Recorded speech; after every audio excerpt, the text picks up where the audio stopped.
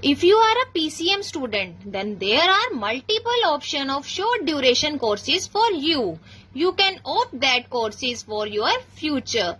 The first one here is Python. Python is a very important programming language. The second one is data analytics. Data analytics is very important in futuristic times.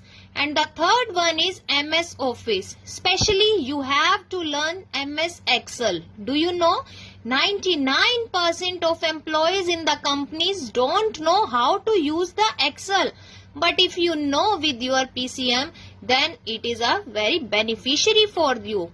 The fourth one is cyber security. As you all know, the crimes are happening in the world over internet nowadays. So it is very important to learn cyber security for our and other safety purpose.